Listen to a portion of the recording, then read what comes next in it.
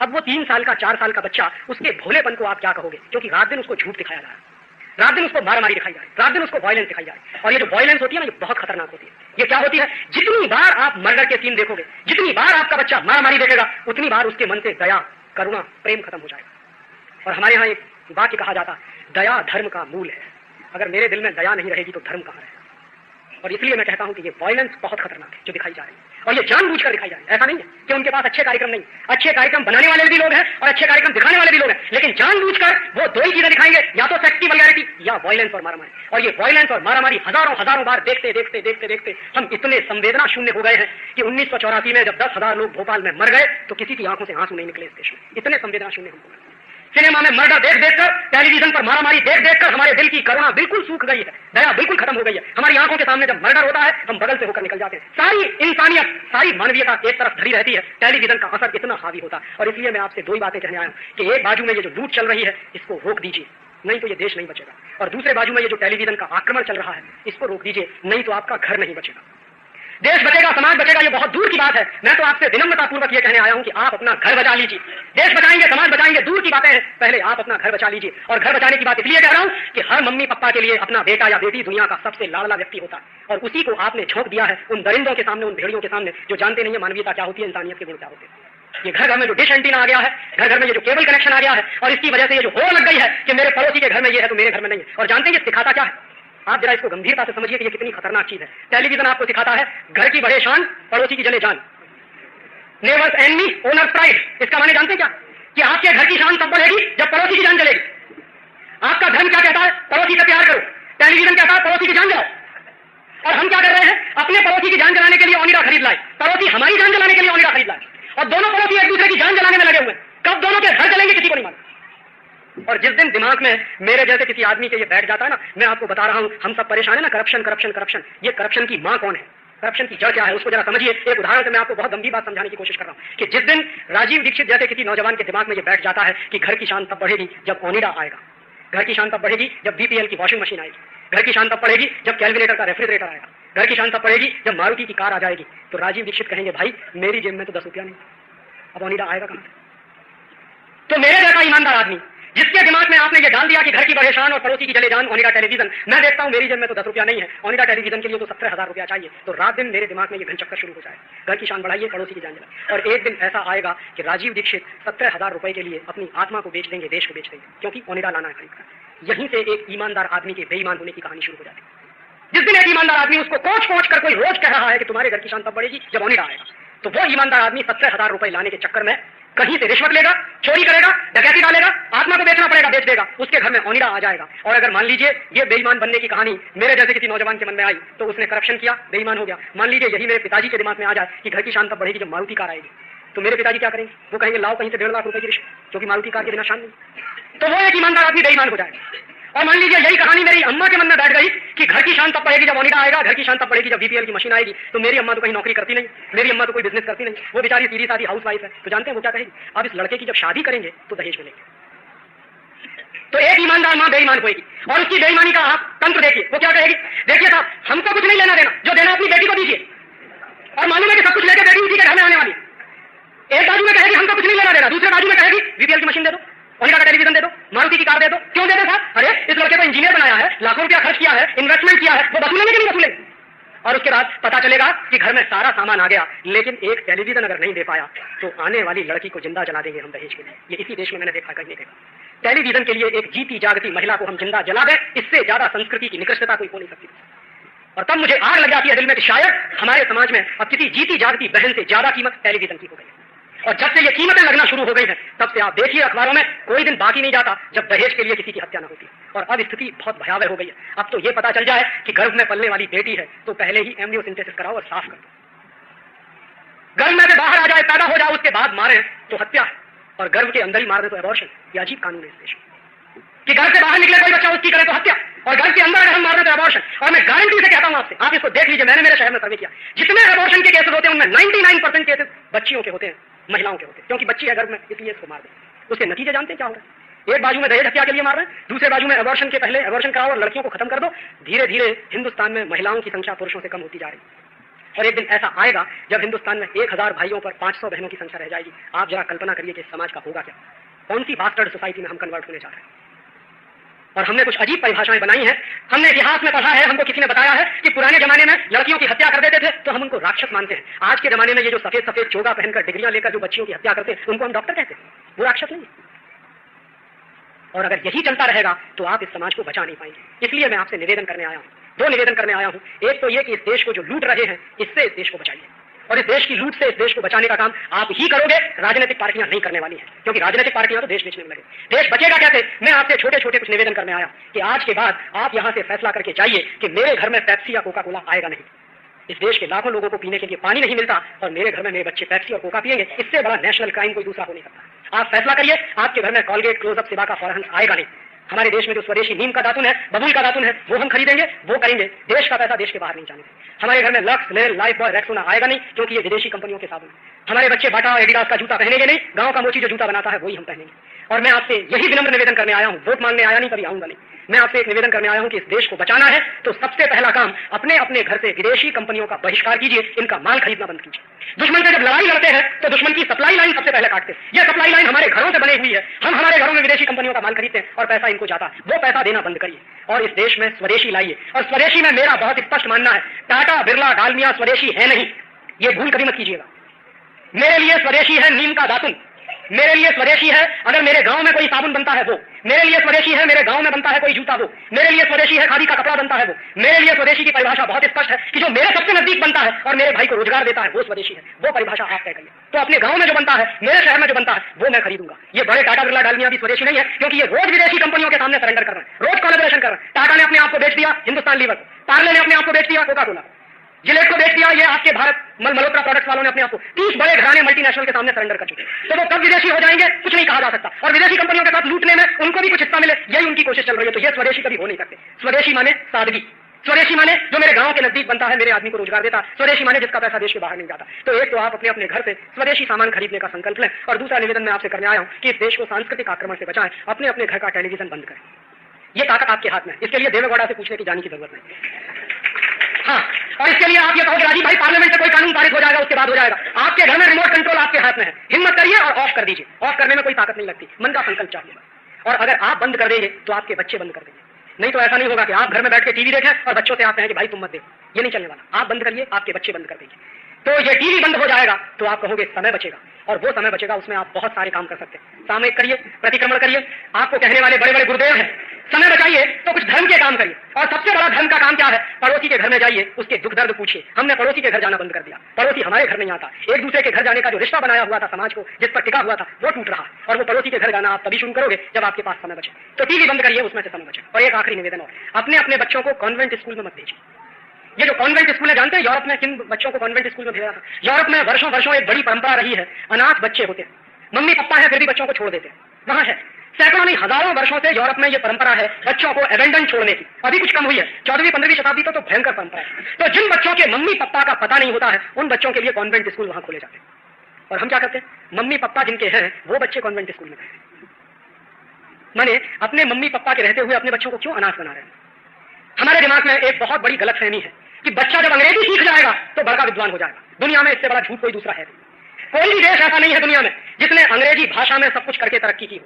2 देशों के उदाहरण तो मैं दे सकता हूं जिनको मैंने देखा। फ्रांस, इतना जबरदस्त उस देश ने, यूरोप के शब्दों में कह रहा हूं, मैं मेरे शब्दों में नहीं कहता, हालांकि मैं मानता नहीं कि उन्होंने कोई तरक्की और विकास किया, लेकिन अगर यूरोप के शब्दों में, संदर्भों में देखें तो फ्रांस ने बहुत तरक्की की है, बहुत विकास किया। पूरे फ्रांस में अंग्रेजी में पढ़ाते नहीं बच्चों, फ्रेंच में ही पढ़ाते। जापान में जाइए, छोटे बचपन से लेकर और हायर एजुकेशन तक सब जापानीज में पढ़ाया जाता है। जर्मनी में जाइए, बचपन से मातृभाषा जर्मन है। इटली में जाइए, मातृभाषा इटालियन। हॉलैंड में जाइए, मातृभाषा डच है। किसी भी देश में जाइए, लैटिन अमेरिका के देशों में जाइए, वहां भी अंग्रेजी नहीं है मातृभाषा में। दुनिया में अंग्रेजी नाम की मातृभाषा तो कुछ जमा 4, 5 या 6 या बहुत तो 10 देशों में, इससे ज्यादा है नहीं। और जिन देशों में अंग्रेजी वाली भाषा है उनकी कोई तरक्की हो नहीं रही है। अमेरिका की यूनिवर्सिटीज में जितने टॉपर्स निकल रहे हैं पिछले 10 साल से, वो सब नॉन अंग्रेजी वाले हैं, ये ध्यान रखिए। पिछले 10 सालों में अमेरिका की यूनिवर्सिटी में जितने टॉपर्स पैदा हुए कोई भी अंग्रेजी वाला नहीं। और दूसरे देशों में भी यही हालत। ये बहुत बड़ा भ्रम है हमारे मन में कि अंग्रेजी सीख जाएगा बच्चा तो उसकी कुछ तरक्की हो जाएगी। ऐसा कुछ नहीं है। दुनिया में बहुत सारे ऐसे देश हैं जिन्होंने बिना अंग्रेजी के बहुत आगे गए हैं और बहुत तरक्की की है। जापान, फ्रांस या जर्मनी, ऐसे तमाम उदाहरण। तो ये गलतफहमी आप अपने मन से निकाल दीजिए कि अंग्रेजी ही पढ़ेगा तो हमारे बच्चे का विकास होगा। बच्चे का सबसे अच्छा विकास तब होता है जब वो मातृभाषा में पढ़ता। अगर गुजराती आपकी मातृभाषा है तो गुजराती में पढ़ाइए, मराठी मातृभाषा है तो मराठी में पढ़ाइए, अंग्रेजी में तो बिल्कुल नहीं। और ये अंग्रेजी में पढ़ाने का सिस्टम मैकॉले ने इस देश में शुरू किया, वो गुलाम बनाने के लिए था। तो हम आजादी के बाद अपने बच्चों को जानबूझकर गुलाम बनाने के लिए और मम्मी पापा के रहते हुए जानबूझकर अनाथ बनाने के लिए, बराबर याद रखिए, कॉन्वेंट स्कूल माने अनाथ बच्चों का स्कूल। यूरोप में कॉन्वेंट स्कूल वही होते हैं जहां अनाथ बच्चे पढ़ते हैं। तो अनाथ बच्चे नहीं है हमारे, मम्मी पापा के बच्चे हैं, इसलिए आप अपने बच्चों को मत भेजिए। उससे ये जो अंग्रेजियत की संस्कृति आ रही है बच्चों में, ये बंद हो जाएगी। इस अंग्रेजियत की संस्कृति से नफरत है। अंग्रेजों से शायद उतनी नफरत हमको नहीं हो सकती जितनी अंग्रेजियत से है। और वो अंग्रेजियत से इसलिए नफरत है कि सारी दुनिया का नाश करने वाली है वो संस्कृति। राक्षसी संस्कृति है, उसमें कुछ मानवीयता के तत्व है नहीं, इंसानियत के तत्व है नहीं। तो दो तीन बातें मैंने कही है, फिर मैं रिपीट कर रहा हूं। घर घर में स्वदेशी, अपने अपने बच्चों को मातृभाषा के स्कूल में भेजिए, अंग्रेजी के चक्कर से बाहर निकालिए। आपका बच्चा ज्यादा बुद्धिमान बनेगा, ज्यादा तर्कशाली बनेगा, ज्यादा विवेकशील बनेगा अगर मातृभाषा। और अपने अपने घर से टेलीविजन की ये जो दुष्चक्र है उसमें से आप बाहर निकलिए, बच्चों को बाहर निकालिए, इस देश का बहुत बड़ा कल्याण हो जाएगा। आप ये पूछ सकते हो कि राजीव भाई, आपने न तो वोट मांगा और ना आपने नोट मांगा। ना मैं आपसे वोट मांगने आया ना नोट मांगने आया, मौसम तो वोट का है और नोट का है। कल चुनाव होने जा रहा है, फिर भी मैं ये बातें नहीं कर रहा हूं।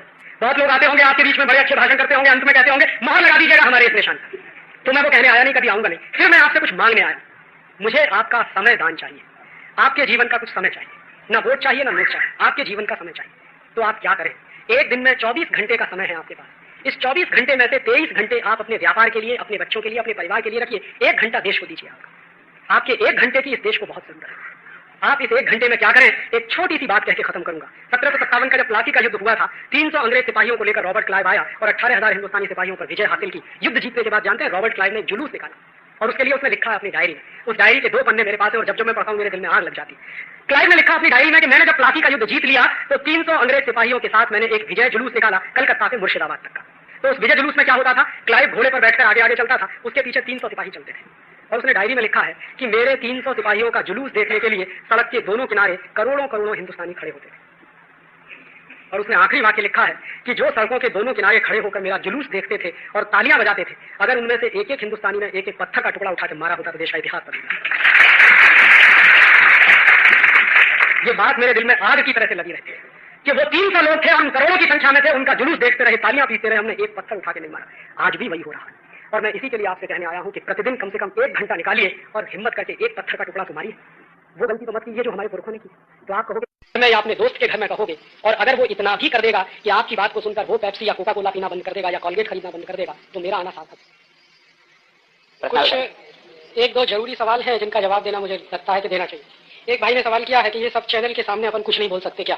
टेलीविजन के चैनल के बारे में हम बराबर बोल सकते हैं और बोलना चाहिए, और हम बोल भी रहे हैं। मैं आपको मेरी जानकारी दूं, इस समय मैं एक केस लड़ रहा हूं सारे विदेशी टेलीविजन चैनल और दूरदर्शन के खिलाफ। पहले ये केस मैंने किया था प्रेम कुमार की अदालत में दिल्ली में, और प्रेम कुमार जी ने 3 जुलाई 1996 को फैसला सुनाया हमारे पक्ष में। और प्रेम कुमार जी का यह फैसला है कि सारे विदेशी चैनल बंद कर देने चाहिए। और उसके ऊपर ये जो दूरदर्शन है, दूरदर्शन के बारे में प्रेम कुमार जी का यह कहना है कि दूरदर्शन पर चित्रहार जैसे कोई भी कार्यक्रम नहीं आने चाहिए जिसमें सेक्स की वल्गैरिटी और ऑब्सिनिटी इतनी दिखाई जाती है। तो हमको ऐसा लगता था कि जैसे ही ये फैसला आएगा सारे देश में लागू हो जाएगा। लेकिन मैं आपको बताऊं कि ये विदेशी टेलीविजन कंपनी चलाने वालों की लॉबी बहुत मजबूत है। उनमें रूपर्ट मर्डोक है, स्टार टीवी का मालिक है, उनमें जी टीवी का मालिक है, उसमें एटीएन वाले हैं या अमिताभ बच्चन है। तो इन्होंने सबने क्या किया कि जैसे ही प्रेम कुमार की अदालत में हम ये केस जीते, ये सब लोग हमारे खिलाफ एक साथ मिलकर हाई कोर्ट में चले गए। और हाई कोर्ट में अभी वो केस चल रहा। हाई कोर्ट में मुझे दूसरा आश्चर्य तब हुआ कि ये सारे क्रिकेट लोगों के साथ भारत सरकार भी हमारे खिलाफ खड़ी। और आप ये जान लीजिए कि इन विदेशी टेलीविजन कंपनियों की तरफ से वकील के रूप में कौन कौन है, आपको मैं नाम बताऊं। हिंदुस्तान का सबसे बड़ा वकील सोली सोराब जी, वो विदेशी कंपनियों की तरफ से हमारे खिलाफ केस लड़ रहा हाई कोर्ट में दिल्ली में। और सोली सोराब जी के साथ पीएन लेखी, सारे दिग्गज वकील ये सब विदेशी कंपनियों की तरफ से लड़ रहे हैं। और हमारे पास दुर्भाग्य से कोई वकील नहीं है क्योंकि पैसा नहीं है, हम आपको सच बता दें। और हमारा केस हम खुद लड़ रहे हैं। लोअर कोर्ट में भी मैंने ही बहस की थी, प्रेम कुमार जी के यहाँ हमारे दोस्तों ने बहस की थी। कभी मैं जाता था, कभी मेरे दोस्त जाते थे। और हाई कोर्ट में भी ऐसा ही चल रहा है, कभी मैं जाता हूं, कभी मेरे दोस्त जाते। उसके बावजूद अब तक जितनी सुनवाई हुई है, इतने सारे दिग्गज वकीलों के उनके पाले में होने के बावजूद हमें उम्मीद है कि फैसला हमारे पक्ष में आने वाला। क्योंकि जो तर्क हमने दिए हैं वहां कोर्ट में, उन तर्कों का जवाब ना तो सोली सोराब जी दे पाए हैं, ना दीपांकर भट्टाचार्य दे पाए हैं, ना ये पीएन लेखी। मानता हूं रावण चाहे जितना शक्तिशाली हो, चाहे जितने राक्षस हो, सत्य की विजय होती है, ऐसा मुझे लगता। तो हाई कोर्ट में हम ये केस चला रहे हैं, लड़ रहे हैं। अगर हाई कोर्ट में फैसला हमारे पक्ष में आया तो हमारी कोशिश ये होगी कि वो कानून बन के पार्लियामेंट से लागू हो। इस बीच में अगर वो लोग सुप्रीम कोर्ट में जाएंगे तो हम सुप्रीम कोर्ट तक लड़ने की तैयारी है हमारी, और इस केस को हम छोड़ने वाले नहीं है। इसमें एक दूसरा काम हमने और शुरू किया है इसी बीच में, कि ये जो केबल टीवी ऑपरेटर्स हैं जो चलाते, वो हमारे ही अपने भाई हैं। स्टार टीवी विदेशी कंपनी, लेकिन स्टार टीवी का चैनल चलाने वाले अपने ही भाई। तो अभी बंबई, दिल्ली में मैंने एक सम्मेलन किया था, केबल टीवी ऑपरेटर्स का एसोसिएशन है, उनका मैंने सम्मेलन किया था, और उन भाइयों को मैंने गुड सेंस में अपील की थी कि भाई तुम्हारे भी बच्चे हैं, मेरे भी छोटे भाई बहन हैं, हम सबके घर अगर बर्बाद हो रहे हैं आपके इस धंधे से, तो आप क्यों ना ऐसा फैसला करें कि हम ये धंधा छोड़ दें। तो उनमें आपको मैं खुशी की बात बताऊं कि 60% से ज्यादा केबल टीवी ऑपरेटर्स कहते हैं कि राजीव भाई जिस दिन हमको लगेगा कि आप लड़ाई हार गए हाई कोर्ट में, उस दिन हम ये धंधा छोड़ देंगे। तो उनकी तरफ से हम भी आश्वासन है, और उन्होंने हमको कहा कि बंबई का केबल टीवी ऑपरेटर्स का जो एसोसिएशन है उसकी भी जल्दी आपकी एक मीटिंग हम करवाएंगे, और उनके साथ भी हम ये बात करने वाले हैं, डायलॉग करने वाले हैं। तो उन भाइयों को अगर हम हमारे साथ कन्विंस करा सके तो इन विदेशी कंपनियों की हम जड़ खोद देंगे, इतना हमको मालूम। तो ये लड़ाई में हम सारे चैनलों के खिलाफ लड़ सकते हैं, बोल सकते हैं। इसमें आपकी मदद चाहिए। आप क्या मदद कर सकते हैं? हरि भाई अखबार के एडिटर हैं, आप अगर सब लोग तय करें तो कम से कम 500,000 लेटर्स टू एडिटर लिख सकते हैं, संपादक के नाम पे चिट्ठी जाती है। उसमें यह विदेशी टेलीविजन का मामला ले लीजिए, कभी कभी कोई खबर ऐसी बन सके तो हरि भाई जैसे लोगों की मदद से अखबारों में छपवाइए टीवी के खिलाफ। तो उससे क्या होता कि जो जज बैठा है फैसला देने वाला, वो भी अखबार पढ़ता और अखबारों की खबर से वो प्रभावित होता। तो अगर जगह जगह ऐसा कुछ होना शुरू हो जाए तो जज के दिमाग में ये सब बातें बैठेंगी जब वो फैसला सुनाएगा। तो हम में से हर एक व्यक्ति ये कर सकता है, जितने अखबारों में आप लेटर्स टू एडिटर लिख सके लेटर्स टू एडिटर लिखिए, जितने अखबारों में न्यूज आइटम के रूप में ये खबर छप सके वो खबर के रूप में छपाइए, या और तरीके आप उसके ढूंढिए, वो आप कर सकते हैं, और ये आपकी हमारे लिए बड़ी मदद होगी। और फिर मैं रिपीट कर रहा हूं कि ये जो लड़ाई हम लड़ रहे हैं, इस लड़ाई में आप हमें सहभाग दें, वो एक ही तरीका है कि आप टीवी बंद रखें। तो आप जो है इस लड़ाई में हमारी बड़ी मदद। वस्त्र अगर हम धारण करें तो नतीजा जानते हैं क्या? हिंदुस्तान में जितना कपड़ा बिकता है उस कपड़े में सिर्फ 1% कपड़ा कॉटन का बिकता है, खादी का 1%, 1%। 99% कपड़ा सिंथेटिक बिकता है, इंपोर्टेड यार्न का बिकता है। 1% खादी बिकता है तो हिंदुस्तान के 15 लाख लोगों को रोजगार मिलता है। मैं सपना देखता हूं कि अगर 100% खादी बिकना शुरू हो जाए तो 1500 लाख लोगों को रोजगार मिल सकता है। माने हिंदुस्तान की सरकार कहती है कि कुल बेरोजगारी 12 करोड़ की है, 15 करोड़ लोगों को रोजगार तो हम दे सकते हैं अगर हम खादी पहनना शुरू करते हैं। तो इसलिए अभी खादी पहनी है कि 15 करोड़ लोगों को रोजगार मिलता है, और इसलिए अभी खादी पहनी है कि सबसे ज्यादा अहिंसक पद्धति से बनने वाला कपड़ा है वो। गांव-गांव के लोगों को रोजगार ही नहीं देता, पूरे अहिंसक पद्धति से बनता है, क्योंकि कपास उत्पादन, उसके बाद सूत बनाना, उससे कपड़ा बनाना एकदम अहिंसक पद्धति, और जितने ये टेरिलिन, टेरिकॉट, सिंथेटिक कपड़े सब हिंसक पद्धति से बनते हैं। तो हमारी संस्कृति बचे, 15 करोड़ लोगों को रोजगार मिले। और मैं उसके भी आगे कहता हूं कि खादी के साथ साथ अगर ग्रामोद्योगी सामान खरीदना हम शुरू कर दें तो और 15 करोड़ लोगों को रोजगार मिल सकता है। 30 करोड़ लोगों को रोजगार देने की क्षमता है खादी और ग्रामोद्योग। तो आप अपने घर घर में खादी पहने, अगर आप 100% खादी पहने मुझे बहुत खुशी होगी। लेकिन कोई ये भी कह सकते हैं कि एकदम ये नहीं हो सकता, तो आप कम से कम एक कपड़ा खादी का खरीदिए। अगर आप एक कपड़ा भी खादी का पहनेंगे तो 50 लाख लोगों को रोजगार मिलेगा। तो हम खादी इसलिए नहीं पहन रहे हैं, खादी इसलिए पहन रहे हैं कि देश के लाखों करोड़ों को रोजगार दे रहे हैं, और ये रोजगार देने की क्षमता यहीं पर है और कहीं दूसरी जगह है नहीं। तो दूसरा सवाल है, एक भाई ने कहा कि आज के लालची नेताओं से आजाद होने के लिए हमें क्या करना चाहिए। मैंने अपने भाषण के अंत में प्रतीक रूप में यही कहा था कि आज के लालची नेताओं से बचने के लिए हमको कुछ नहीं, एक एक पत्थर का टुकड़ा उठाइए और मारना शुरू करिए। वही एक तरीका है इन आज के लालची नेताओं से बचने का। और एक एक पत्थर का टुकड़ा उठा के मारने की बात जब मैं करता हूं तो उसका गहरा मतलब है, उसका मतलब यह है कि इन नेताओं को फूल मालाएं हम ही डालते हैं, इन नेताओं के लिए जय जयकार हम ही करते हैं, इन नेताओं के लिए चंदा जुटाने का काम हम ही करते हैं, इन नेताओं को वोट डालने का काम हम ही करते हैं। ये सारे काम आप बंद कर दीजिए, ये ऊपर आकाश से जमीन पे औंधे मुंह आ जाएंगे, इतनी गारंटी मैं आपको दे सकता हूं।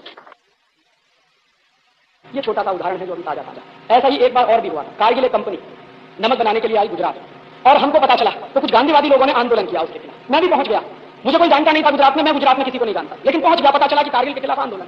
तो वहां पहुंचा तो लोगों से मैंने पूछा कि क्या करने वाले हैं, कि आंदोलन करेंगे, इस कंपनी को भगाना। तो मैंने कहा ठीक है, मेरा नाम भी लिख लीजिए उसमें। अब हम निकले वहां से अहमदाबाद से, तो गांधी धाम पहुंचे जहां पे कारगिल का वो बनने वाला था। तो मैंने पता किया कि वो कारगिल आ कहां रहा है, कंडला बंदरगाह है गांधी धाम के पास। तो कंडला बंदरगाह के सामने एक वेट है, द्वीप है, सब साइडा वेट, और वो करीब 70,000 हेक्टेयर का है। तो चिमन भाई पटेल की सरकार ने वो पूरा का पूरा द्वीप कारगिल कंपनी को दे दिया, और पता है किस भाव में दिया? 15 पैसे स्क्वायर फुट में।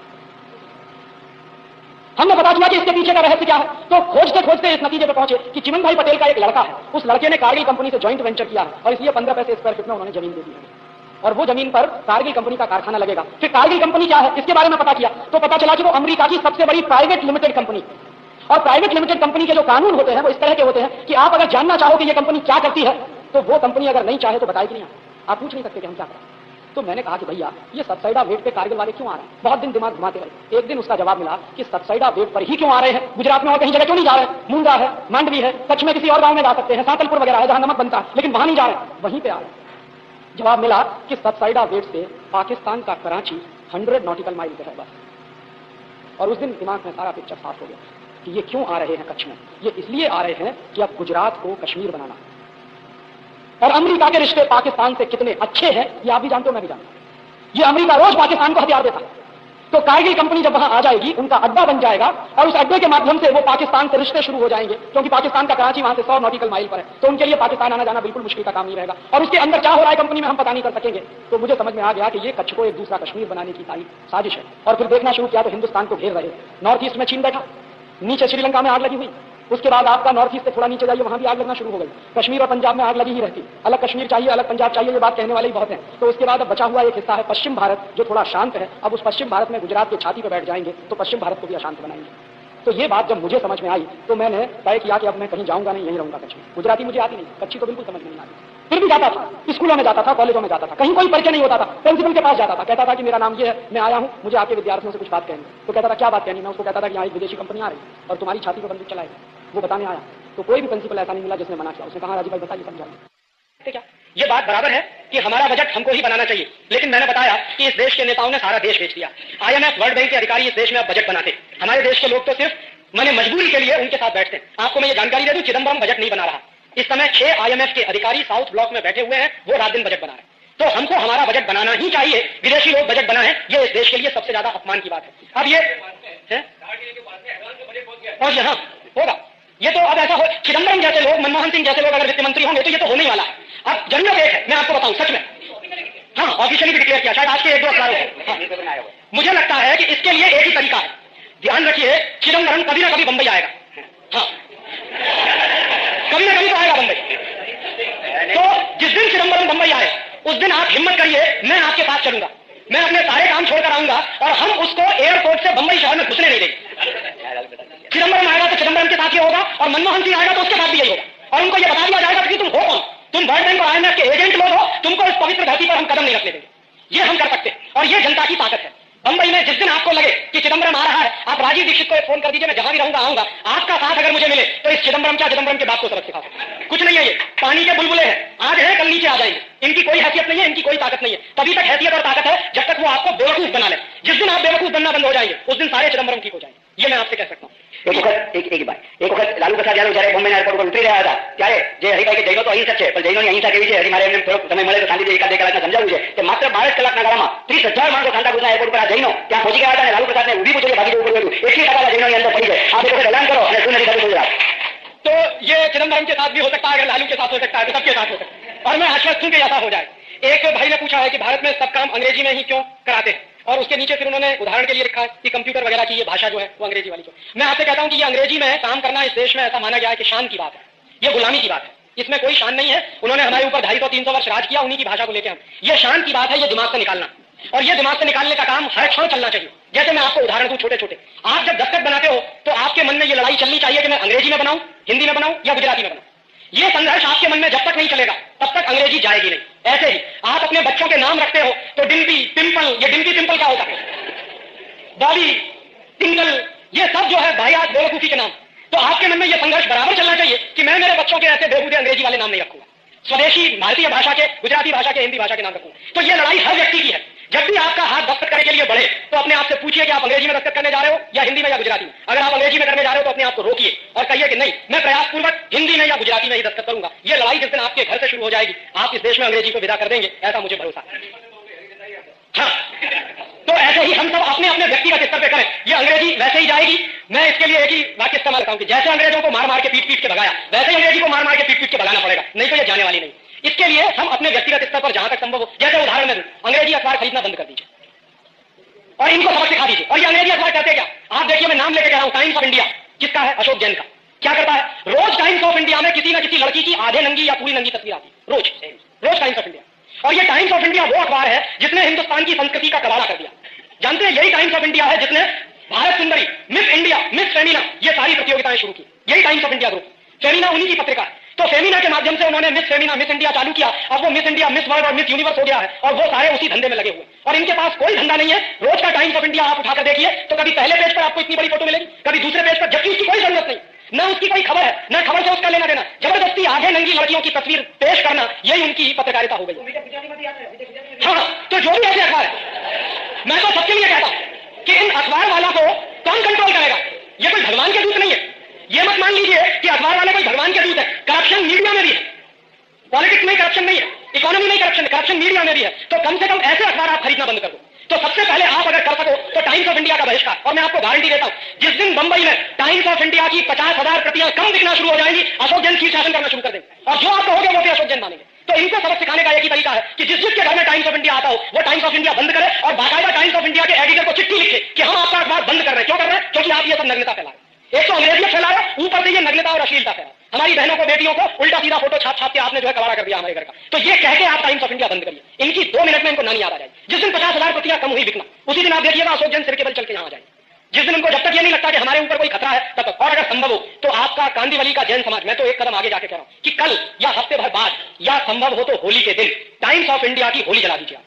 और इस बात को बाकायदा अखबार में कहिए कि हम टाइम्स ऑफ इंडिया की होली जला रहे हैं। क्यों? क्योंकि टाइम्स ऑफ इंडिया एक तो अंग्रेजियत फैला रहा, दूसरा अंग्रेजियत से ज्यादा खतरनाक अश्लीलता और नग्नता फैला।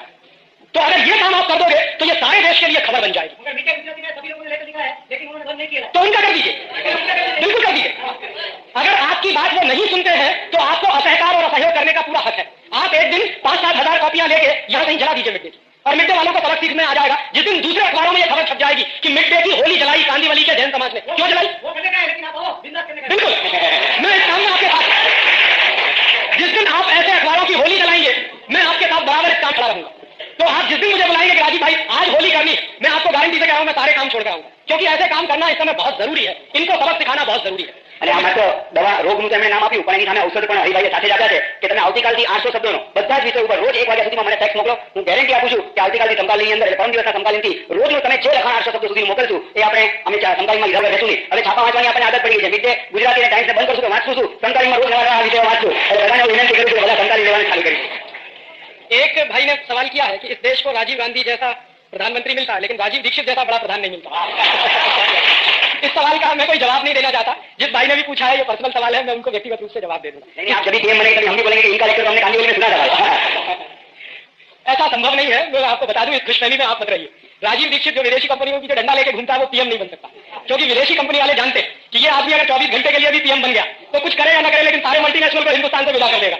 इसलिए वो लोग अपनी पूरी ताकत लगाएंगे और मुझे मालूम है कि ऐसे लोगों को वो टिकने नहीं देते। ये राजीव दीक्षित का सवाल नहीं है, कोई भी XYZ हो। इसलिए इस खुशफहमी में आप मत रहिए। हाँ, इस देश में बहुराष्ट्रीय कंपनियों के खिलाफ कोई बड़ा आंदोलन खड़ा हो और उसमें मेरी जान भी चली जाए तो मुझे कोई बाधा नहीं है। मुझे लगेगा कि मेरा जीवन सार्थक है। प्रधानमंत्री बनने से ज्यादा बेहतर है कि इस देश में किसी विदेशी कंपनी के खिलाफ लड़ते हुए मैं मर जाऊं। ये मेरे दिल की अपनी तमन्ना। पहला सवाल जो पूछा है उससे कि यूनियन कार्बाइड वाली जो दुर्घटना हुई थी उसका सच क्या है। यूनियन कार्बाइड वाली दुर्घटना के बारे में सारे देश को यह बताया गया है कि ये अचानक से भोपाल में उनके कारखाने से गैस रिस गई, मिथाइल आइसोसाइनेट, और लोग मर गए। लेकिन उस यूनियन कार्बाइड के काम में बहुत गहरे में उतरा और इस कंपनी के बारे में बहुत केस स्टडी का काम मैंने किया मेरे विद्यार्थी जीवन में। और सच ये है कि भोपाल के कारखाने में 3 दिसंबर 1984 की रात को जो जहरीली गैस निकली थी वो अपने आप नहीं निकली थी, वो बाकायदा एक्सपेरिमेंट किया गया। भोपाल दुर्घटना एक्सीडेंट नहीं था, वो एक एक्सपेरिमेंट था। और वो एक्सपेरिमेंट क्या था? यूनियन कार्बाइड अमेरिका की कंपनी है और दुनिया में ऐसे अमीर देशों की ढेरों कंपनियां हैं जो हथियार बनाती। आपके देश में ये कंपनियां आती हैं, साबुन बेचती हैं, मंजन बेचती हैं, जूते चप्पल बेचती हैं, लेकिन ये कंपनियां अपने अपने देशों में बहुत ज्यादा हथियार बनाती हैं। और अमेरिका जैसे देश की आमदनी का सबसे बड़ा हिस्सा हथियार की बिक्री से आता है। इस देश की पूरी इकोनॉमी, अमेरिका की पूरी अर्थव्यवस्था हथियारों के व्यवसाय पर टिकी हुई। तो हथियारों का व्यवसाय चलना चाहिए, ये उनकी हमेशा की जरूरत रहती। तो हथियारों का व्यवसाय कब चल सकता है? 2 ही तरीके से चलता है। या तो 2 देशों के बीच युद्ध चल रहा हो और उस युद्ध में वो हथियार बेचे जाएं, एक तरीका तो ये होता है। दूसरा तरीका यह होता है कि अगर 2 देशों के बीच ना होकर सारी दुनिया में कोई युद्ध चल रहा हो और उसमें हथियार बेचे जाए। और आज के जमाने में सारी दुनिया में एक अघोषित युद्ध चल रहा है जिसको आप आतंकवाद कहते हो। ये जो आतंकवाद के लोगों को जो भी लगे हुए हैं उसमें, चाहे वो कश्मीर में हो, चाहे वो आसाम में हो, चाहे नागालैंड में हो, चाहे त्रिपुरा में हो, चाहे मणिपुर में हो, या किसी भी दूसरे देश के हिस्से में हो, इन सारे बड़े बड़े आतंकवादियों को हथियार भेजने का काम ऐसी ही कंपनियां करती हैं। एक बंदूक है, आपने उसका नाम सुना होगा, AK-47। ये जो AK-47 नाम की बंदूक है ये अमेरिका की कंपनी की बनाई हुई। और ये हिंदुस्तान में कैसे आती? पहले अमेरिका की कंपनियां उसको चीन में बेचती, चीन उसको पाकिस्तान को देता और पाकिस्तान के माध्यम से फिर हिंदुस्तान में। और हर साल अमेरिका और यूरोप के बहुत सारे देश लाखों करोड़ रुपए का हथियारों का व्यवसाय करते हैं। और हथियार 2 तरह के होते हैं। एक तो वो हथियार होते हैं जो बंदूक की तरह के हैं, तो गोला बारूद की तरह के हैं। लेकिन आज की दुनिया में कुछ खतरनाक किस्म के भी हथियार बनते हैं जिनको हम केमिकल बम कहते हैं। और ये जो केमिकल बम होते हैं वो केमिकल बम तोप के गोले से कुछ भिन्न तरह के होते हैं, उनमें जहरीली गैसें भरी जाती और वो जहरीली गैसें हैं जब बम फटता है तो पूरे वातावरण में फैल जाती हैं और वो वातावरण में जो भी आदमी सूंघेगा उस गैस को वो मर जाता है। तो तोप के गोले से ज्यादा असरकारक होता है केमिकल बम, और अमेरिका की ढेरों कंपनियां केमिकल बम बनाती हैं और उन केमिकल बम को बनाने के लिए 2-3 जहरीली गैसें इस्तेमाल होती हैं। एक गैस है उसका नाम है फॉस्जीन, दूसरी गैस है उसका नाम है मिथाइल आइसोसाइनेट, और ऐसी 2-3 और गैसें हैं। तो ये जो भोपाल के कारखाने में गैस निकली थी वो मिथाइल आइसोसाइनेट थी, और मिथाइल आइसोसाइनेट गैस का ये टेस्ट करके देखना हो कि ये कितने लोगों को मार सकती है, ये अमेरिका में नहीं किया जा सकता, क्योंकि अमेरिका में वो मानते हैं कि लोगों की जिंदगी की कीमत बहुत है, इसलिए अमेरिका में नहीं कर सकते। और अमेरिका में ही नहीं कर सकते, अमीर देशों में कहीं भी नहीं कर सकते इस तरह के एक्सपेरिमेंट। कारण क्या है? कारण उसका एक सीधा साधा है कि उनके पर्यावरण के कानून बहुत सख्त हैं और सरकारों ने कुछ ऐसी व्यवस्थाएं बनाई हैं कि वहां के लोगों की हत्या नहीं होनी चाहिए कोई भी एक्सपेरिमेंट करें। तो ऐसी कंपनियां ऐसे प्रयोग करने के लिए, जहरीली गैसों के प्रयोग करने के लिए हिंदुस्तान जैसे देशों को तलाश करती हैं, और यही हुआ था भोपाल। मिथाइल आइसोसाइनेट गैस निकली और एक रात में 10,000 लोग मर गए, और पिछले 12 साल में 5 लाख से ज्यादा लोग बुरी तरह से प्रभावित हुए। अभी भी मौत का तांडव चलता है भोपाल में, अभी भी लोग मरते हैं उस जहरीली गैस के असर से। वो उन्होंने बाकायदा खूबसूरत प्रयोग करके देखा, और इसी प्रयोग के बाद फिर अमेरिका की फौजों ने और यूरोप के देशों की फौजों ने केमिकल बम गिराए इराक के ऊपर जब खाड़ी युद्ध हुआ। खाड़ी युद्ध में वही गैसों के जहरीले बम, वही केमिकल बम उन्होंने गिराए और उनको बराबर उसके परिणाम मिले। लेकिन बम गिराने से पहले के जो प्रयोग किए गए वो हिंदुस्तान जैसे में, ब्राजील जैसे देशों, चिली और कोस्टारिका जैसे देशों, कोलंबिया जैसे देशों, ऐसे गरीब देशों में जहां की सरकारें बिकाऊ होती हैं, वहां पर इस तरह के एक्सपेरिमेंट किए जाते हैं। तो ये जो भोपाल में जो कुछ हुआ था वो ऐसे ही दुर्घटना नहीं, वो हिंदुस्तान के लोगों पर किया गया एक्सपेरिमेंट है, और ये एक्सपेरिमेंट आगे और बढ़ेंगे। ऐसे ढेरों एक्सपेरिमेंट किए जा रहे हैं। एक विदेशी कंपनी आई हिंदुस्तान में दवा बेचती है, और वो दवा दुनिया के किसी भी देश में नहीं बिकती। अभी तक उस दवा के ऊपर कोई क्लिनिकल टेस्ट नहीं किया गया, कोई क्लिनिकल ट्रायल नहीं किया गया है, लेकिन यहाँ के लोगों के ऊपर उस दवा का क्लिनिकल टेस्ट और क्लिनिकल ट्रायल हो रहा है। उस दवा का नाम है नॉरप्लांट, बहनों के ऊपर हो रहा है। ये दिल्ली में चलता है, और दिल्ली के सारे डॉक्टर जानते हैं कि इस दवा का क्लिनिकल टेस्ट कहीं हुआ नहीं है, उसको हिंदुस्तान में भेजा गया। और ऐसी एक नहीं, शायद आप लिस्ट बनाइए तो सैकड़ों दवाएं हैं जिनको दुनिया के तमाम देशों में जहर घोषित किया है, वो हिंदुस्तान में धड़ल्ले ले सकती, और ऐसी कंपनियां लेके आती। ब्रिटेन में नहीं चलती, ऐसी तकनीकों को लाके हिंदुस्तान में डंप कर रहे हैं। और आपको मैं बताऊं, ये जो बंबई है ना, और बंबई के बाजू में पूरा गुजरात है, मैं आज आपसे ये कह रहा हूं कि अभी तो एक भोपाल बना है हिंदुस्तान में, गुजरात में तो 50 से ज्यादा ऐसी बन सकते हैं। आपको मालूम है इस भोपाल, इस गुजरात की कहानी क्या है? ये गुजरात एक जमाने में कृषि प्रधान प्रदेश था, आज पूरा का पूरा प्रदेश केमिकल इंडस्ट्री वाला प्रदेश बन गया। मैं जब भी बड़ौदा से गुजरता हूं, जब भी भरूच और अंकलेश्वर से मेरी ट्रेन गुजरती है, फिर मैं चक्कर आने लगता है। बड़ौदा के लोग मुझसे बताते हैं, मैं जाता हूं बड़ौदा, पानी वहां का जहरीला हो गया, जमीन के नीचे से निकलने वाला पानी जहरीला हो गया। और ऐसे 60 से ज्यादा प्रोजेक्ट गुजरात में चल रहे हैं। जो टेक्नोलॉजी आई है विदेशों से, वो दुनिया के सारे देशों में रद्द कर दी गई है, बैन कर दी गई है। वो टेक्नोलॉजी गुजरात में लाई गई है, तमाम जगहों पर उसके कारखाने चल रहे हैं, और पर्यावरण का प्रदूषण ही नहीं बढ़ रहा, लोगों के मौत की तैयारी हो रही है। किसी भी दिन आपको पता चलेगा कि दूसरा भोपाल कहीं बड़ौदा में बनेगा या बड़ौदा के आसपास बनेगा, और एक बार बच चुका है। बड़ौदा के पास जो बड़ा प्रोजेक्ट है केमिकल टेक्नोलॉजी वाला, एक बार उसमें ऐसी दुर्घटना हुई है। भगवान की कुछ ऐसी कृपा थी कि उस दिन हवा जो थी वो बड़ौदा से बाहर की तरफ बह रही थी। अगर हवा बड़ौदा शहर के अंदर की तरफ बह रही होती तो बड़ौदा नहीं रहता। इतने खतरनाक प्रोजेक्ट इस देश में आए, और ये सब टेक्नोलॉजी के नाम पे लाए गए, और ऐसे जगह जगह विनाश के कारखाने खड़े किए जा रहे हैं। और ये सारी की सारी केमिकल इंडस्ट्री वहां से बंद की जा रही है, यूरोप के देशों से, अमेरिका के देशों से, और उसको हमारे यहाँ लाके लगा रहे हैं। मुझे दर्द बहुत है अपने दिल में भोपाल का, क्योंकि 12 साल हो गया है, अभी तक किसी को न्याय नहीं मिला। हमारे जैसे लोग 12 साल से, मैं तो मेरे विद्यार्थी जीवन से ये मांग कर रहा था कि वॉरेन एंडरसन, जो यूनियन कार्बाइड कंपनी का सबसे बड़ा ऑफिसर, उसको लाके हिंदुस्तान में गिरफ्तार करके मुकदमा चलाया जाना चाहिए, लेकिन आज तक किसी सरकार को फुर्सत नहीं है उसको गिरफ्तार करने की। इस देश में न्याय की पद्धति क्या है? आपकी आंखों के सामने, मेरी आंखों के सामने हजारों लोग मरे हैं, लाखों लोग मर रहे हैं, लेकिन उनको हम न्याय नहीं दे पा रहे हैं। ये कैसा न्याय है? ये भोपाल में हुआ है, और अगले तमाम जगहों पर होने की तैयारी है। इसलिए मैं आपको चेतावनी दे रहा हूं कि ये भोपाल एक नहीं है, हिंदुस्तान में 60-70 भोपाल बन सकते हैं किसी भी दिन।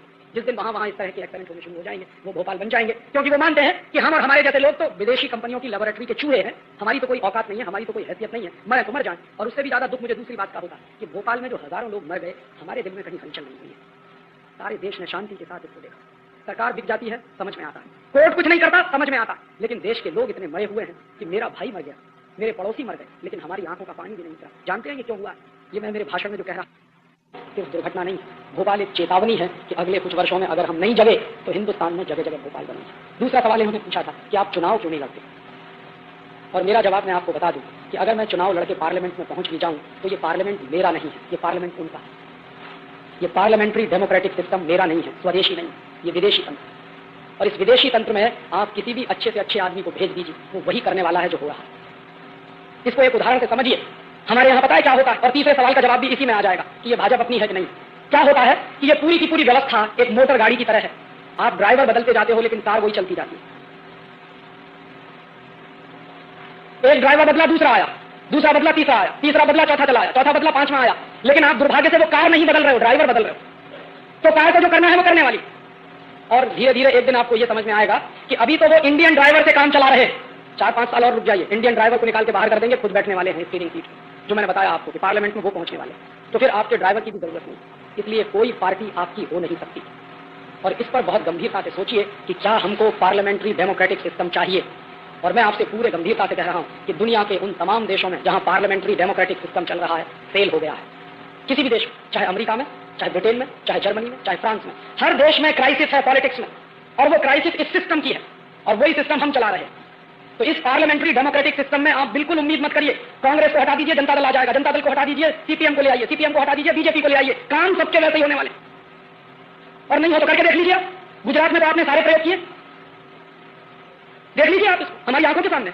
महाराष्ट्र में प्रयोग चली रहा, राजस्थान में प्रयोग चली रहा। आप इन तीनों प्रदेशों में से कोई एक प्रदेश बता दीजिए जहां विदेशी कंपनियां नहीं आ रही, या इनकी सरकारें कुछ और काम कर रही हो पुरानी सरकारों से अलग। सबको एक ही तरह का काम कर रहे हैं। और मैं तो कभी कभी ये बात गंभीरता से कहता हूं, लेकिन मजाक की बात है। मैं कहता हूं कि हर पार्टी का चुनाव घोषणा पत्र उठा लीजिए आप, और उसका कलर पेज फाड़ दीजिए, और उसके बाद गड्ढमड कर दीजिए, और मैं आपको दे दूं, आप बता नहीं सकते कि कौन सा घोषणा पत्र किस पार्टी का। सबके चुनाव घोषणा पत्र एक जैसे, फर्क बस इतना है कि किसी के चुनाव घोषणा पत्र में कोई बात पेज नंबर 1 पर होगी तो दूसरी पार्टी के चुनाव घोषणा पत्र में पेज नंबर 10 पर होगी। किसी में वो बात पेज नंबर 15 पर है तो किसी में पेज नंबर 40 पर हो जाएगी। इससे ज्यादा कोई फर्क नहीं, कोई क्वालिटी का फर्क नहीं। और मैं तब आपसे कह रहा हूं कि हमको गंभीरता से विचार करना चाहिए कि ये संसदीय लोकतंत्र हमको चाहिए क्या, और अगर ये संसदीय लोकतंत्र चाहिए तो इसके स्वरूप के बारे में तय करिए। मैं बहुत गंभीरता से इस निष्कर्ष पर पहुंचा हूं पिछले कुछ वर्षों में। हो सकता है मेरा निष्कर्ष गलत हो, मैं ये नहीं कहता कि यही आखिरी सच है। मैं मानता हूं कि हिंदुस्तान से पार्टियों का शासन खत्म करना पड़ेगा, इन पार्टियों को हटाना पड़ेगा। जानते हैं क्यों? मैं मेरे घर का उदाहरण देता हूं, बिल्कुल ताजा उदाहरण है। उत्तर प्रदेश में चुनाव हुआ तो मेरे पिताजी ने मुझे फोन किया। मैं एक जगह गया हुआ था ऐसे व्याख्यान करने, मेरे पिताजी ने फोन किया। क्या फोन किया? कि तुमको घर आना। मैंने कहा किस लिए? कि वोट डालना। चुनाव आ गया, वोट डालना। मैंने कहा क्यों वोट डाले? कि तुम्हारा बहुत पवित्र काम है वोट डालना। तो मैंने कहा है तो आए घर पे। तो उस दिन मैं बताऊं आपको कि 35 मिनट मेरे पिताजी फोन पर बात करते रहे एसटीडी से, और मुझको समझाते रहे। अंत में उन्होंने कहा कि तुमको इसलिए आना है कि कांग्रेस को वोट डालना। थोड़ी देर के बाद मेरी मां ने उनके हाथ से फोन छीन लिया। मेरी मां कहने लगी कि तुमको घर इसलिए आना है कि वोट भाजपा को डालना। मेरा भाई भी था उनके साथ वहां फोन पे, तो उसने कहा भैया आपको इसलिए आना है यहाँ पे कि ना हम भाजपा को वोट देना चाहते, ना हम कांग्रेस को वोट देना चाहते, हम किसी इंडिपेंडेंट को वोट देना चाहते। मेरा एक घर है, उस घर में मेरे पिताजी कहते हैं कांग्रेस को वोट डालो, मेरी मां कहती है भाजपा को वोट डालो, मेरा भाई कहता है कि इंडिपेंडेंट को वोट डालो, और मैं कहता हूं कि वोट डालने की जरूरत ही नहीं है, वो पड़ जाएगा वैसे ही। मैं जाऊंगा ना जाऊंगा वोट पड़ने वाला है। तो ये जो तंत्र है इसमें जानते हैं नतीजा क्या पैदा किया? मेरा एक घर जिसमें मैं, मेरी मां, मेरा भाई, मेरे पिताजी 4 हिस्सों में बटे हुए हैं। एक कहता है भाजपा, दूसरा कहता है कांग्रेस, तीसरा कहता है इंडिपेंडेंट, चौथा कहता है कि वोट ही मत डालो। माने मैं मेरे घर की हैसियत के हिसाब से एकता कायम नहीं रख सकता। घर के 4 हिस्से हो गए, ये हर घर में है। एक भाई भाजपा में, दूसरा कांग्रेस में, तीसरा जनता दल में, चौथा सीपीएम में, पांचवा सीपीआई में। जानते हैं अंग्रेजों ने इस देश को कैसे तोड़ा था? साम, दाम, दंड और भेद। तो साम से तोड़ नहीं पाए, दंड से तोड़ नहीं पाए, भेद की नीति बराबर चली, और भेद किया समाज के हर स्तर पर, पूरे समाज को बांटा, और पूरे समाज को बांट के हिंदुस्तान को तबाह कर दिया। जो भेद की नीति अंग्रेजों ने अपनाई इस देश में, आज का पॉलिटिकल सिस्टम वही भेद की नीति अपना रहा। घर घर में क्राइसिस खड़ी हो रही है कि तुम इस पार्टी में जाओ कि तुम उस पार्टी में जाओ, और हम एक घर की हैसियत से उद्देश्य सबके बराबर हैं, लेकिन लड़ाई लड़ रहे हैं अलग अलग। और मैं जानता हूं कि मेरा वोट मैंने जिस पार्टी को दे दिया, सत्ता में आने के बाद वो मुझको भूल जाएंगे, नमस्कार भी नहीं करेंगे। उसके पहले तक मेरे घर पे आएंगे, हाथ जोड़ेंगे, पैर छुएंगे, गधे को बाप बना लेंगे क्योंकि वोट चाहिए, और वोट मिलकर जब चलेगा तो 5 साल तक शक्ल दिखाई नहीं देगी आपको। तो ये पॉलिटिकल सिस्टम अपना है नहीं, ये तो अंग्रेजों ने हमको बर्बाद करने के लिए दे दिया। और इस पॉलिटिकल सिस्टम को अगर आप और आगे चलाएंगे तो समाज और ज्यादा टूटेगा। मेरा जो दर्द है वो दर्द ये है कि समाज टूट रहा है, पॉलिटिक्स उस पर चल रही है, समाज में विभाजन हो रहा है, घर घर में टूटन हो रही है, पॉलिटिक्स उस पर चल रही है। और वो पॉलिटिक्स किसी बड़े उद्देश्य के लिए होती तो मेरे समझ में आता। अब सबका उद्देश्य सिर्फ सीमित रह गया है कि किसी तरह सत्ता हासिल कर लो और सत्ता सुख भोग लो। ज्यादा से ज्यादा उससे ज्यादा क्या है कि हमारे पास ब्लैक कैट कमांडोज हो जाएंगे, वही हमारा स्टेट का सिंबल है। एक बार मिनिस्टर हो जाएंगे, ब्लैक कैट कमांडोज हो जाएंगे, और सब नहीं कर रहे। इस देश में अगर आप जननेता हो, इस देश के अगर आप लोक नायक हो, तो ये ब्लैक कैट कमांडोज की क्या जरूरत है? और मान लो कोई आपको मार भी देगा तो ठीक है, तैयारी रखिए मरने की। हाँ, क्यों करते हैं मरने से? और ये तो वो देश है जहां बार बार जन्म की कल्पना है, मुझे तो अगला भी जन्म मिलने वाला है, तो काहे को चिंता कर रहे हैं? मर जाएंगे, अगली बार हो सकता फिर नेता बन के पैदा हो जाएंगे आप। तो मरने की तैयारी है नहीं, और बड़ी बड़ी बातें करेंगे कि हम समाज के जन नेता हैं, लोक नेता हैं। और मैं आपको ये बता सकता हूं, ये जो ब्लैक कैट्स कमांडोज की व्यवस्था है, दुनिया की कोई भी ताकत लगा दीजिए, अगर आपको कोई मारने वाला पैदा हो गया तो बच नहीं सकते। अगर बचाने वाला होता तो इंदिरा गांधी का क्या हुआ? बचाने वाले होते थे तो राजीव गांधी का क्या हुआ? कुत्ते की तरह से मारे गए दोनों के दोनों। तो अगर आपको कोई मारने वाला पैदा हो गया है तो छोड़ दीजिए। और फिर हमारे यहाँ तो है, जिसको प्रभु रखता है उसको कौन मार सकता, और जब प्रभु ने तय कर लिया है तो आपको बचा कौन सकता। तो इतनी तैयारी रख के काम करिए। भारतीय संस्कृति में मरने से कभी डर नहीं रहा है किसी को। और ये आज सबसे ज्यादा डरपोक नेता पैदा हो गए, ब्लैक कैट कमांडो लेके आगे पीछे घूमते हैं, बड़ा रौब पड़ता है, मैंने लाखों करोड़ रुपया बर्बाद करते हैं। ये पार्लियामेंट्री डेमोक्रेटिक सिस्टम के नतीजे। और दुनिया में मैंने नहीं देखा, सारी दुनिया तो मैंने नहीं देखी, लेकिन कुछ देश तो मैंने देखे, किसी भी देश में एमपीज को घर नहीं दिए जाते रहने के लिए। यहाँ है, महल है उनके पास, किसी देश में नहीं है, ब्रिटेन में नहीं है, फ्रांस में नहीं है, जर्मनी में नहीं है, स्वीडन में नहीं है, अमेरिका में नहीं है। एमपीज को रहने के लिए कोठियां नहीं मिलती सरकार की तरफ से, उनको किराए के घर में रहना होता है या अपने घरों में रहना होता है। ये अंग्रेजों ने व्यवस्था डाली हिंदुस्तान में, और अंग्रेजों की डाली हुई व्यवस्था आज भी चल रही है। एक एक एमपीज के पास दो घर है, तीन तीन घर है, एक घर पार्टी को दे रखा है, एक घर अपने लिए। काहे के लिए भाई? किराए के घर में रहिए। और इनको आप कहते हो कि ये सब समाज सेवी, तनख्वाह लेके काम करने वाले क्लर्क हो गए सबके साथ। ये नेता अपना टीए बढ़ाना हो, अपना डीए बढ़ाना हो तो पूरा पार्लियामेंट एक हो जाता। पूछिएगा इनसे, कोई एक पार्टी माई की लाल थी जब ये डीए बढ़ाने की बात हुई थी पार्लियामेंट के अंदर, अपने भत्ते बढ़ाने की बात आई थी पार्लियामेंट के अंदर, सारे पार्टी के एमपी एक हो गए और फटाफट बिल पारित हो गया। और यहां तक नहीं, व्यवस्था यहां तक कर ली है कि अगर आप एक बार घुस गए पार्लियामेंट में तो जन्म जिंदगी आपके नाती पोतों को भी पेंशन मिलती रहे। काहे के लिए भाई? एक तरफ कहोगे कि हम जननेता हैं, एक तरफ कहोगे हम लोकनायक हैं, दूसरी तरफ तनख्वाह लेके काम करने की स्थिति तुम्हारी बनी हुई है। तनख्वाह लेके काम तो क्लर्क करता है, जननेता तो नहीं करता इस देश में काम। तो कहे पार्टियां घोषणा करें कि हमारे एमपी तनख्वाह नहीं लेंगे, तो आप कहोगे कि भरण पोषण की व्यवस्था वो हम करेंगे, समाज के लोग करेंगे। इस देश में तो हमेशा से व्यवस्था रही है कि जो समाज सेवा के काम में निकलता है समाज उसकी व्यवस्था करता है। ये कोई आज की बात थोड़ी है, हजारों साल से ही चला आया इस देश में। जिन्होंने समाज सेवा का काम किया है समाज ने उसकी व्यवस्था की है। तो ये जो पॉलिटिशियंस कहते हैं कि हम समाज सेवा कर रहे हैं, छोड़िए अपनी सारी व्यवस्था, समाज आपकी व्यवस्था करेगा, आप देश चलाने का काम करिए। लेकिन ये तो सब वेतन भोगी हो गए, भत्ते वाले हो गए। टीएडीए इनके बढ़ने चाहिए ऐसे जैसे दूसरे लोगों के बढ़ते जाते और बराबर बढ़ते चले जा रहे हैं। अभी नया पे कमीशन बिठा दिया तो उस पे कमीशन के माध्यम से अधिकारियों की तनख्वाह बढ़ेगी, तो एमपी एमएलए की भी तनख्वाह बढ़ाने का काम चालू। ये कहेगा पॉलिटिकल सिस्टम। इसलिए दोस्त, मैं इस पॉलिटिकल सिस्टम में जाने का माने इस देश से गद्दारी समझता हूं, इसलिए मैं चुनाव नहीं लड़ता। और मैं आपको एक बात और बता दूं कि चुनाव लड़के पार्लियामेंट में जाके कभी क्रांति नहीं हो सकती। मैंने बड़े बड़े दिग्गजों को देखा है, मैंने मेरी आंखों से देखा, जो बड़े बड़े दिग्गज हैं, जो आंखों में सपने लेके क्रांति के, बगावत के, ये और वो, और यही दिग्गज बड़ा झंडा लेके 1977 में पहुंचे थे पार्लियामेंट के। आपको मालूम है बहुत बड़ा आंदोलन हुआ था इस देश में, जेपी आंदोलन, जयप्रकाश आंदोलन, और उसमें बड़े बड़े क्रांतिकारी लोग थे। ऐसे ऐसे क्रांतिकारी लोग थे जो बड़ौदा डायनामाइट केस के अपराधी थे और इस देश के नौजवानों में सुरसुरी पैदा करते थे। जैसे ही पार्लियामेंट के अंदर घुसे उनकी सारी तेजस्विता नष्ट हो गई। आज वो किसी काम के नहीं, सिवाय इसके कि इस पार्टी का पल्ला पकड़ो या उस पार्टी का पल्ला, पूरी ताकत उनकी जिंदगी की अब इसी काम में जा रही है। ऐसे क्रांतिकारियों को हमने देखा है जो आग उगलते थे जब पार्लियामेंट के अंदर नहीं गए थे, और अब पार्लियामेंट में जाने के बाद मुंह सूख गया है उनका, जवाब नहीं दे सकते हैं उनसे सवाल पूछने के। तो इस पार्लियामेंट में कुछ है नहीं। और जेपी की एक बात मुझे बराबर याद रहती कि ये पार्लियामेंट में बैठे हुए लोग कुत्ते की तरह से सूखी हड्डियां चूस रहे, तो मैं कुत्ते की तरह से सूखी हड्डी चूसने के लिए पार्लियामेंट में नहीं जाना चाहता। और मुझे भरोसा है कि इस देश में अगर क्रांति होगी तो पार्लियामेंट के बाहर होगी, पार्लियामेंट के अंदर नहीं होगी। पार्लियामेंट के बाहर क्रांति होगी। और मैं ज्यादा नहीं कहता, 1-2 लाख नौजवान मिल जाए कमिटमेंट वाले, जिनको मरने से डर नहीं लगता। और ऐसे नौजवान जिनको मरने से डर नहीं लगता हो, मेरी डायरी में मेरा नाम ले, अपना नाम मुझे ले। ज्यादा नहीं कहता, 1-2 लाख चाहिए, इस देश की सारी व्यवस्था बदल जाएगी। ये बिल्कुल मुश्किल काम नहीं है। कमिटमेंट वाले 1-2 लाख लोग हो जाए, सारी व्यवस्था बदल जाएगी। हमने तो दुनिया में देखा है, मुट्ठी भर लोगों ने व्यवस्थाएं बदली। फ्रांस का रिवॉल्यूशन हुआ था, 17 लोग थे बस, और उन 17 लोगों ने पूरे फ्रांस को बदल दिया। जर्मनी में क्या हुआ? हिटलर एक अकेला था, सारा देश खड़ा कर दिया। कहीं भी देखिए दुनिया में कुछ कमिटमेंट वाले लोग, शर्त एक ही है, जिनको मरने से डर नहीं। ऐसे कमिटमेंट वाले लोग चाहिए। ये पार्लियामेंट क्या, दुनिया की सारी व्यवस्थाएं बदल सकती है, और वो पार्लियामेंट के बाहर से होता, पार्लियामेंट के अंदर से नहीं होता। और आखिरी सवाल का जवाब एक लाइन में, जैसे कांग्रेस है, जैसे जनता दल है, जैसे सीपीएम है, जैसे सीपीआई, वैसे ही भारतीय जनता पार्टी है। उसमें और बाकी पार्टियों में मेरे हिसाब से कोई फर्क नहीं। वो भी सत्ता की लड़ाई में वैसे ही शामिल हो गए हैं जैसे दूसरी पार्टियां वाले शामिल हैं। उनको भी अब सत्ता ही दिखाई देती है, ना आदर्श दिखाई देते हैं, ना अपनी घोषणाएं दिखाई देती हैं जो सत्ता के पहले वो करते थे। वहां पहुंच के तो भाषा ऐसी हो गई, आपने देखा जब पार्लियामेंट में वो 13 दिन की डिबेट चल रही थी, क्या क्या समझौते करने की तैयारी हो चुकी थी एक कुर्सी के लिए। अपनी सारी आइडियोलॉजी उठा के कूड़े में फेंक दिया एक कुर्सी के लिए। ये उनके अंदर भी आ गया है, इसलिए उनमें और बाकी पार्टियों में कोई फर्क नहीं। और मैं आपसे एक निवेदन और कर दूं, आप जितने दिन पार्टियों के चक्कर में रहेंगे उतना ही अपना नुकसान करेंगे, देश का नुकसान करेंगे। इन पार्टियों का चक्कर छोड़ दीजिए, पार्टियों का चक्कर छोड़कर देश के चक्कर में पड़िए। आज इनके लिए पता क्या हो गया, पार्टी देश से ज्यादा महत्वपूर्ण हो गई। देश नहीं है, पार्टी महत्वपूर्ण है। और उसमें क्या है, पार्टी नहीं टूटनी चाहिए, देश टूटे तो टूट जाए। सारे समझौते किसके लिए करते हैं, पार्टी नहीं टूटनी चाहिए, चाहे जितने गलत समझौते करने पड़े। सरकार नहीं जानी चाहिए, चाहे जितने गलत समझौते करने पड़े। तो अब इनके लिए भी देश महत्वपूर्ण नहीं है, समाज महत्वपूर्ण नहीं है, पार्टी महत्वपूर्ण है, सत्ता महत्वपूर्ण है। और मैं आपको बता दूं कि पार्टी कभी देश से बड़ी हो नहीं सकती।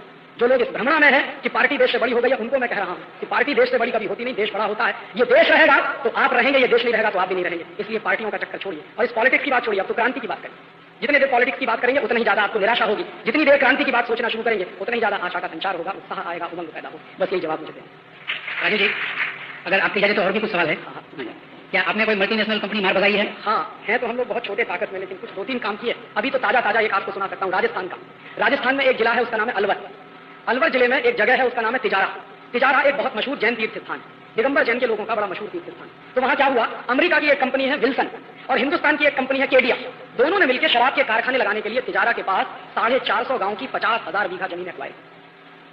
मैं एक बार अलवर गया हुआ था, कुछ भाई लोग मेरे पास आए कि राजीव भाई आप तो विदेशी कंपनियों के पीछे डंडा लेके घूमते हो, हमारे गांव में विदेशी कंपनी आ गई। मैंने कहा क्या करने आई है? तो कहने लगे शराब बेचने के लिए आई। तो शराब का कारखाना खुलेगा। तो मुझे लगाया, मैंने पूछा उनसे कि आपका गांव अलवर से कितना दूर है? उन्होंने कहा बिल्कुल नजदीक है, आप चाहो तो कल चल सकते।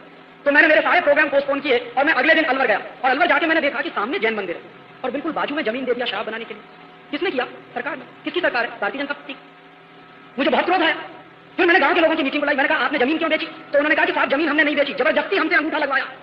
रात के 2-2 बजे 3-3 बजे कलेक्टर एसएसपी फोर्स लेके गांव में जाते थे, गांव के लोगों को धमकाते थे कि जमीन बेचो, नहीं बेचोगे तो जेल के अंदर डाल देंगे। ये काम उन्होंने करवाया और इस तरह से गांव के लोगों को डरा के धमका के जमीन एक्वायर करनी। मैंने कहा अगर ऐसा हुआ है तो हम तो लड़ेंगे इसके लिए, आप बोलो कितनी मदद करोगे? उन्होंने कहा जो आप कहिए वो करेंगे। मैंने कहा सबसे पहला काम ये करो, गांव पंचायत की मीटिंग बुलाओ। तो ग्राम पंचायत की मीटिंग हुई। ग्राम पंचायत की मीटिंग में मैंने पूछा सबसे कि आप बताओ कि आपने कोई प्रस्ताव पारित किया था जमीन बेचने के लिए? तो ग्राम पंचायत का हर सदस्य कहता था हमने कभी कोई बात नहीं की। तो मैंने कहा ये बताओ कि ये जितनी जमीन गई है इसमें गोचर की जमीन थी कि हाँ था, बड़ी जमीन तो गोचर की, तो ले लिया शराब के कारखाने बनाने के लिए। तो हमने कहा कि आज आप प्रस्ताव पारित करिए कि गांव पंचायत ने, गांव सभा ने कोई भी जमीन दी नहीं है विदेशी कंपनी को, जबरदस्ती हमसे ये जमीन ली गई। और गांव सभा ने, गांव पंचायत ने प्रस्ताव पारित किया और ऐसा 40 गांव में हमने करवाया। और वो 40 गांव में जब ये प्रस्ताव पारित हो गए, मैंने कहा अब हम जाएंगे कोर्ट में। और कोर्ट में हम गए और हमने ये केस लगवाया और कहा कि देखिए किस तरह से कानून का सरेआम उल्लंघन होता है। और ये जमीन जो थी वो खेती की जमीन थी, बहुत अच्छी खेती होती है। मैंने कंपनी से आंकड़े मंगवाए, मैंने कहा आप अपनी प्रोजेक्ट रिपोर्ट दीजिए। केडिया और विल्सन का जो जॉइंट वेंचर था उसकी प्रोजेक्ट रिपोर्ट जब मेरे पास आई तो मैंने देखा उसमें उन्होंने लिखाया हुआ था कि 5 करोड़ लीटर पानी उनको चाहिए प्रतिदिन शराब बनाने के लिए। और उस पूरे एरिया को राजस्थान सरकार ने डार्क जोन घोषित किया। डार्क जोन माने सूखे वाला इलाका, जमीन के 100 फीट नीचे तक पानी नहीं है वहां पे। तो मेरे समझ में नहीं आया कि ये 5 करोड़ लीटर पानी प्रतिदिन लाएंगे तो कहां से लाएंगे? तो उसी प्रोजेक्ट रिपोर्ट को आगे पढ़ने पर पता चला कि वो ग्राउंड वाटर का इस्तेमाल करेंगे, माने अपने पंप लगाएंगे और पंप लगा के जमीन के नीचे का पानी खींचेंगे। और प्रतिदिन अगर 5 करोड़ लीटर पानी खींचा जाएगा तो 2-3 साल में तो वो एकदम सूखा पड़ जाएगा। तो ये जो 40 गांव की जनता रहती है इसका क्या होगा? वो तो शराब बनाएंगे, बेचेंगे, मुनाफा कमाएंगे, देश को शराबी बना देंगे, लेकिन इस गांव की जनता का क्या होगा? और इस बात को लेकर हमने आंदोलन शुरू किया और गांव गांव में मैंने पदयात्राएं की। 3 महीने में रहा उस इलाके और पैदल जाता था, एक गांव से दूसरा, दूसरे से तीसरा, तीसरे से चौथा। घूमते घूमते मेरे साथ एक जमात खड़ी हो गई नौजवानों की, उसमें सब तरह के लोग थे।